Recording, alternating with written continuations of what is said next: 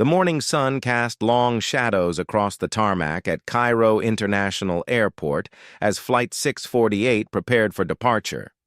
Sarah Mitchell, a 42-year-old crisis counselor from London, settled into her economy seat, exhausted from a week-long conference on conflict resolution in the Middle East.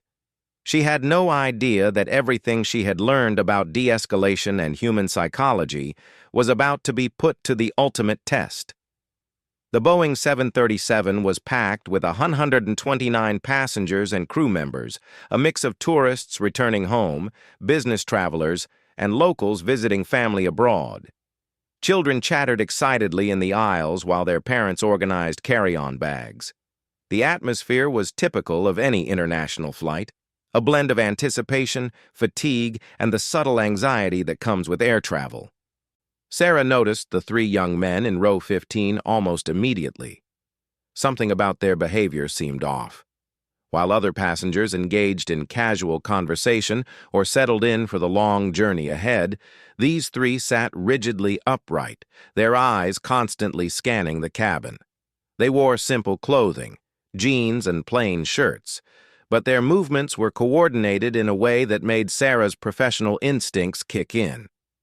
As a crisis counselor who had worked in some of the world's most volatile regions, Sarah had developed an almost supernatural ability to read people. She could sense tension, fear, and aggression before they erupted into violence. The three men radiated a nervous energy that made her stomach tighten with unease. The flight attendants began their safety demonstration, and Sarah tried to shake off her concerns. Perhaps she was being paranoid. After a week of intense discussions about terrorism and conflict, maybe she was seeing threats where none existed. She opened her book and attempted to lose herself in the familiar comfort of routine air travel. 30 minutes into the flight, as the plane reached cruising altitude over the Mediterranean Sea, her worst fears became reality. The man in the aisle seat of row 15 suddenly stood up and shouted something in Arabic. Sarah didn't understand the words, but the tone was unmistakable. It was a command, harsh and filled with authority. The other two men immediately sprang into action, producing what appeared to be small knives and makeshift weapons from their clothing. Panic erupted throughout the cabin like a wildfire. Passengers screamed, some ducking in their seats while others tried to move toward the back of the plane. An elderly woman in front of Sarah began sobbing uncontrollably, while a businessman across the aisle frantically tried to use his phone, forgetting it was useless at 35,000 feet. The lead hijacker, a thin man in his mid-20s with intense dark eyes, moved toward the cockpit with purposeful strides. His companions took positions in the aisles, shouting at passengers to remain seated and keep their hands visible. The weapons they carried looked crude but dangerous. Sharpened metal objects that could easily cause serious harm in the confined space of an aircraft. Flight attendant Maria Santos, a veteran of 15 years with the airline, tried to approach the lead hijacker with her hands raised in a gesture of non-aggression. Her voice was steady despite the terror in her eyes as she spoke in English, then Arabic, attempting to establish communication. The hijacker responded by grabbing her arm roughly and pushing her toward the galley area.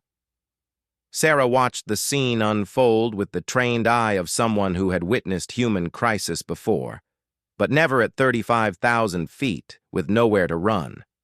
Her mind automatically began cataloging details: the hijacker's body language, their level of coordination, the weapons they carried, and most importantly, their psychological state. The lead hijacker was clearly in command, but Sarah could see stress fractures in his composure. His hands trembled slightly as he spoke to his companions, and sweat had begun to form on his forehead despite the cool cabin air. This wasn't a seasoned terrorist operation. These were young men who were as frightened as they were dangerous. Captain Robert Hayes, a 20-year veteran pilot, emerged from the cockpit with his hands raised. The hijacker immediately began shouting demands in broken English mixed with Arabic. From what Sarah could understand, they wanted the plane diverted to Beirut, and they wanted all passengers to remain completely still and silent. The captain nodded slowly, his years of training taking over as he assessed the situation.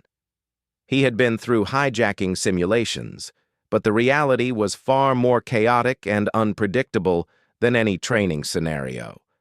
The smell of fear in the cabin was almost palpable, and he could see that several passengers were on the verge of panic attacks. Sarah made a conscious decision that would change everything.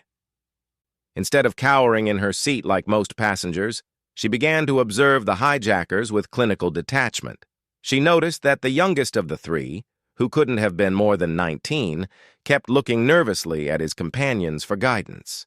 His weapon, a sharpened piece of metal, shook in his hand. The second hijacker, positioned near the middle of the plane, seemed more confident, but was clearly following orders rather than making decisions. He repeated phrases that sounded rehearsed, and his movements had the stilted quality of someone acting out a predetermined script. But it was the leader who fascinated and concerned Sarah the most. Despite his commanding presence, she could see the signs of someone operating beyond his comfort zone. His breathing was rapid and shallow. His eyes darted constantly around the cabin. And he kept touching a small object in his pocket, possibly a religious charm or lucky talisman. As the minutes ticked by, the initial shock of the hijacking began to wear off, and Sarah started to formulate a plan. She had worked with hostage negotiators before and understood the basic principles: establish rapport, identify needs and fears, and find common ground. But applying these principles in the cramped, high-stress environment of a hijacked aircraft would require all of her skill and more courage than she had ever needed before. The plane began to bank left as Captain Hayes, under duress, changed course toward Beirut. The hijackers seemed to relax slightly at this compliance, but Sarah knew from experience that this was often when situations became most dangerous. Success could make captors overconfident, while any unexpected resistance could trigger violent responses. A small child began crying in the back of the plane, and Sarah watched as the youngest hijacker's face contorted with distress. This was a crucial detail. He was uncomfortable with the fear he was causing, particularly to children. This psychological crack might be something she could work with. The lead hijacker barked orders to the flight attendants, demanding they collect all phones and electronic devices. As Maria Santos moved through the cabin with a small bag, making the collection, Sarah caught her eye and gave her an almost imperceptible nod. The experienced flight attendant understood immediately. Sarah was signaling that she had a plan. Sarah's mind raced through everything she knew about crisis psychology and de-escalation. The hijackers were clearly nervous, probably inexperienced, and showing signs of stress that could either lead to surrender or explosion into violence. The key would be timing, when to act, how to approach them, and most importantly, how to present herself as someone who could help rather than threaten them. The Mediterranean Sea stretched endlessly below as Flight 648 continued its unwanted journey toward Lebanon. Inside the cabin, 129 lives hung in the balance, and a calm woman from London prepared to do something that would either save them all or get everyone killed. Sarah Mitchell knew she had one chance to save everyone aboard Flight 648, and it would require her to do something that went against every survival instinct she possessed. While other passengers remained frozen in terror, she began to move, rising slowly from her seat. Sarah kept her hands visible and her movements deliberate. The youngest hijacker immediately noticed her and shouted a warning, raising his makeshift weapon. But instead of sitting back down or showing fear, Sarah did something completely unexpected. She spoke to him in Arabic. During her years working in crisis zones, Sarah had picked up conversational Arabic. It wasn't perfect, but it was enough to say the words that would change everything. "I am not your enemy. I want to help you." The young hijacker's eyes widened in surprise. He had not expected any passenger to speak his language, and certainly not a middle-aged Western woman. Sarah could see the confusion in his face as his brain tried to process this unexpected development. She pressed her advantage, continuing in Arabic, while walking slowly toward him. "My name is Sarah," she said, her voice calm and steady despite her racing heart. "I work with people in crisis. I can see you are afraid. I am afraid too, but we can work together to make sure everyone gets home safely." The lead hijacker heard the Arabic conversation and spun around, his face a mixture of anger and bewilderment. He shouted at his young companion, demanding to know what was happening. Sarah could understand enough to know he was asking why the passenger was speaking their language and why she wasn't sitting down. This was the critical moment. Sarah turned to face the leader and continued speaking in Arabic, but she changed her tone and approach completely. Instead of addressing him as an adversary, she spoke to him as she would to any young man in crisis, with respect, but also with the authority of someone who had seen this situation before. "You are the leader," she said, acknowledging his position. "Your men look to you for guidance. This is a big responsibility. I have worked with many young leaders in difficult situations. I know the weight you carry." The leader's weapon wavered slightly. He was clearly thrown off balance by this passenger who refused to cower and who seemed to understand something about his position. Sarah could see his mind working, trying to figure out whether she represented a threat or an opportunity. Captain Hayes watched from the cockpit doorway, amazed by what he was witnessing. In 20 years of flying, he had never seen a passenger attempt to negotiate with hijackers. His training told him this could go very wrong very quickly, but something about the woman's calm demeanor suggested she knew what she was doing. Sarah took another small step forward, maintaining eye contact with the leader. "My name is Sarah Mitchell," she said, switching to English so the other passengers could understand. "I am a crisis counselor. I work with people who are in impossible situations. I think we can find a solution that gets everyone what they need." The cabin fell into an eerie silence. Even the crying child had stopped, as if sensing that something important was happening. All eyes were focused on the middle-aged British woman standing in the aisle, facing down 3 armed hijackers with nothing but words and unshakable calm. The leader responded in heavily accented English, his voice harsh but uncertain. "You sit down. You do not understand our situation. We have demands. We must go to Beirut." Sarah nodded, treating his words with the same respect she would show any client in her counseling practice. "I believe you. You have important reasons for what you are doing. But I also know that you don't want anyone to get hurt. I can see in your eyes that you are good men who have been pushed into a terrible situation." This statement hit home in a way that surprised even Sarah. The youngest hijacker lowered his weapon slightly, and she could see tears forming in his eyes. The middle hijacker looked nervously between his leader and Sarah, clearly conflicted about what was happening. The leader himself seemed to be wrestling with internal demons.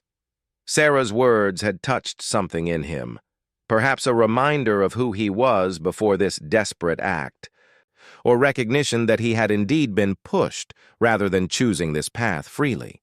Sarah sensed the shift in dynamics and pressed forward, but carefully.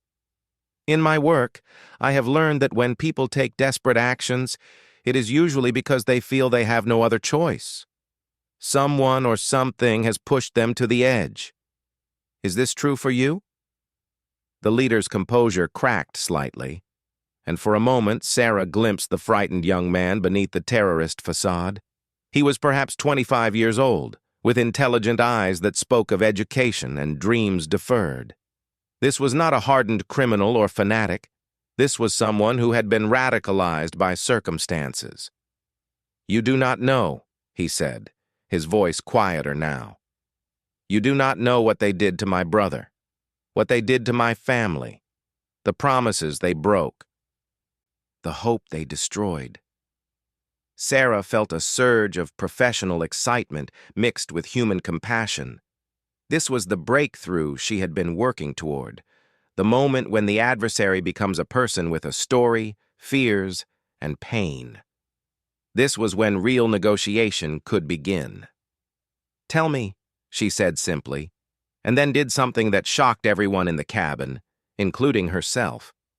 She sat down in the aisle, cross-legged, making herself smaller and less threatening. "I am listening." The gesture was so unexpected, so contrary to the dynamic of the hijacking, that it seemed to break some invisible barrier. The leader looked around the cabin as if seeing it clearly for the first time. His two companions were watching him intently, waiting for guidance, but also seeming to sense that something fundamental had changed. Flight attendant Maria Santos watched in amazement as Sarah created a completely different atmosphere in the hijacked aircraft. Instead of the typical standoff between terrorists and victims, it was beginning to look more like a therapy session at 35,000 feet. The leader looked down at Sarah, still holding his weapon, but no longer pointing it at anyone in particular. "My brother was a teacher," he began, his English improving as emotion took over. "He taught children in our village. He never hurt anyone. He believed in peace, in education, in building a better future." Sarah listened intently, using all of her professional skills to show that she was truly hearing him. She maintained eye contact, nodded appropriately, and kept her body language open and non-threatening. "The soldiers came to our village 3 months ago," the leader continued, his voice gaining strength as he told his story. "They said my brother was helping terrorists. This was a lie. He was helping children learn to read, but they took him anyway." The youngest hijacker began to cry openly, and Sarah realized that this story was not just the leader's. It belonged to all of them. They had all lost someone, all been pushed beyond their breaking point by forces larger than themselves. "We tried to get him back through the courts, through the proper channels," the leader said, his anger beginning to show. "But no one would listen. They said he was a terrorist. Case closed. Then we got word that he died in prison. They said it was suicide, but we know better." Sarah felt the weight of genuine tragedy behind the hijacking. These were not monsters or fanatics. They were grieving brothers, sons, and friends who felt that the system had failed them so completely that desperate action was their only option. "I am so sorry for your loss," Sarah said, and meant every word. "Losing a brother is devastating. Losing him to injustice makes it unbearable. I understand why you felt you had no choice." The leader's eyes filled with tears, and for a moment the airplane cabin became the most unlikely place for human connection and understanding. Even some of the passengers, listening to the exchange, began to see the hijackers not as faceless terrorists, but as human beings driven to extremes by unbearable circumstances. But Sarah knew that understanding the motivation was only the first step. Now came the harder part, finding a way to honor their pain while protecting everyone on the plane. The next few minutes would determine whether her unprecedented approach would lead to salvation or catastrophe. Sarah Mitchell knew she was walking on the edge of a razor blade. She had successfully opened a dialogue with the hijackers and transformed them from faceless terrorists into grieving human beings, but now she had to find a way to end the crisis without anyone getting hurt. Still sitting cross-legged in the aisle, Sarah looked up at the leader and spoke with quiet authority. "Your brother sounds like he was a remarkable man. A teacher who dedicated his life to helping children. That is a beautiful legacy. But I have to ask you something important. What would your brother want you to do right now?" The question hit the leader like a physical blow. His weapon trembled in his hand as he considered the implications of Sarah's words. Around the cabin, passengers held their breath, sensing that everything hung on this moment. "He would want justice," the leader replied, but his voice lacked conviction. Sarah nodded thoughtfully. "Yes, I believe he would want justice. But would he want it to come at the cost of innocent lives? Would he want children on this plane to suffer because of his suffering?" The youngest hijacker, who had been crying throughout the leader's story, suddenly spoke up in Arabic. Sarah couldn't understand all of his words, but his tone was pleading, desperate. She turned to him and asked gently, "What did you say?" Through tears, the young man switched to broken English. I say, this is not what Ahmed would want. Ahmed was good man. He loved children. He would not want us to hurt children." The leader spun toward his young companion, anger flashing in his eyes, but Sarah quickly intervened. "He's right, isn't he? Your brother Ahmed would not want his memory honored through fear and violence. Teachers protect children. They don't put them in danger." Captain Hayes, who had been listening to the entire exchange, saw an opening. "Ma'am," he said respectfully to Sarah, "if I may, we're about to enter Lebanese airspace. Whatever we're going to do needs to happen soon." Sarah felt the weight of 129 lives pressing down on her shoulders. She had made remarkable progress in humanizing the hijackers and establishing communication, but time was running out. Once they landed in Beirut, the situation would spiral beyond her control, potentially leading to a deadly standoff with military forces. She stood up slowly, maintaining eye contact with the leader. "I want to propose something to you. Something that could honor your brother's memory while ensuring that no innocent people are hurt." The leader gestured for her to continue, and Sarah could see that he was genuinely listening, torn between his desire for revenge and his growing recognition that this path would not bring his brother back. "What if we worked together to tell Ahmed's story to the world?" Sarah suggested. "Not through violence, which would make him seem like a terrorist, but through truth. I have contacts with international journalists, human rights organizations, people who can investigate what really happened and expose the injustice." She could see the idea taking hold in the leader's mind, but also his skepticism. "No one has listened before," he said. "Why would they listen now?" Sarah smiled, and her voice carried the conviction of someone who had spent years fighting for the voiceless. "Because now you have a platform.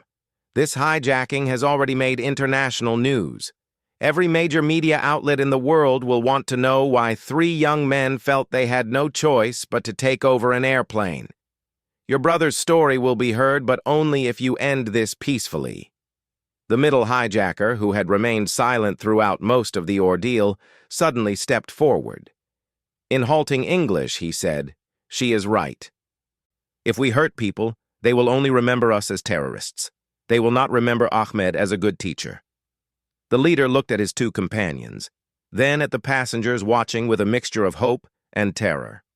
Sarah could see him struggling with the decision that would define the rest of his life.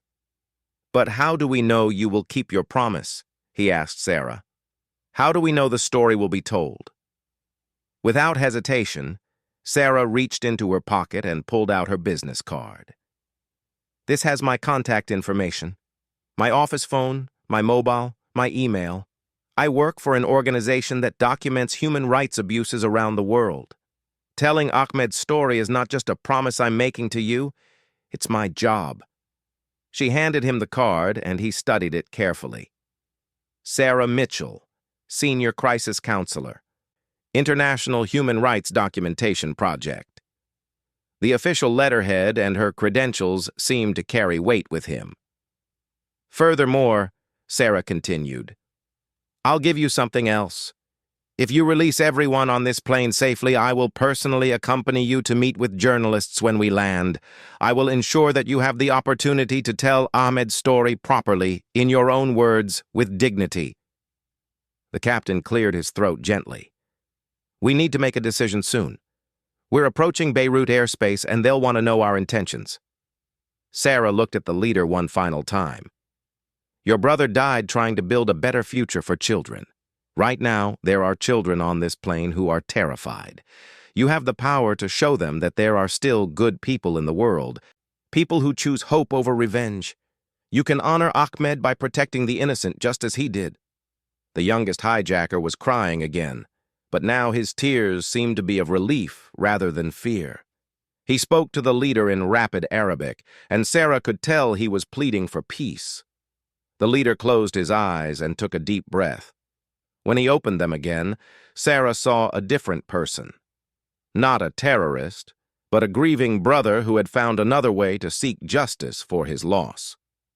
"Captain," he said in English, addressing Hayes directly, "please tell Beirut Airport that we want to land peacefully.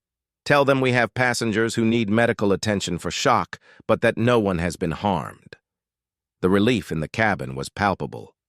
Passengers who had been holding their breath for hours finally allowed themselves to believe they might survive. Children stopped crying, and even the flight attendants seemed to stand a little straighter. But Sarah knew her work was not finished. "Before we land," she said to the leader, "I need you to do something important. I need you to speak to the passengers. They have been terrified, and they deserve to hear directly from you that they are safe." The leader hesitated, clearly uncomfortable with the idea, but Sarah pressed gently. "This is part of honoring Ahmed's memory. A teacher would want his students to feel safe." Taking the microphone that flight attendant Maria Santos offered him, the leader's voice came over the cabin speakers, shaky but sincere. "Passengers of Flight 648, my name is Omar Hassan. I want to apologize for the fear we have caused you today. We are not evil men, but we made a terrible choice because of our pain. No one will be hurt. We are going to land safely in Beirut, and you will all go home to your families." As the plane descended toward Beirut International Airport, Sarah found herself sitting next to Omar, helping him prepare for what would come next. Airport security, media interviews, legal proceedings, but also the opportunity to tell Ahmed's story to the world. 3 hours later, as emergency vehicles surrounded the aircraft and passengers were safely evacuated, Sarah kept her promise. She stood beside Omar as he told journalists about his brother Ahmed, the teacher who died in prison for a crime he didn't commit. The story made international headlines, not as another terrorist incident, but as a tale of injustice that drove good men to desperate measures. Within 6 months, an independent investigation had vindicated Ahmed Hassan and exposed the corruption that led to his wrongful imprisonment and death. Omar and his companions received reduced sentences due to the peaceful resolution and the circumstances that motivated their actions. Most importantly, reforms were implemented to prevent similar injustices. Sarah returned to London forever changed by the experience. She had proven that even in the most extreme circumstances, human connection and understanding could triumph over fear and violence. The calm woman who turned everything around became a legend in crisis negotiation circles, but she never forgot the lesson she learned at 35,000 feet. Every person has a story, and sometimes the most important thing you can do is listen. Flight 648 became known not as a terrorist incident, but as a miracle of human compassion and communication. And somewhere in a small village in the Middle East, children still attend the school where Ahmed Hassan once taught, their education now funded by an international foundation established in his memory.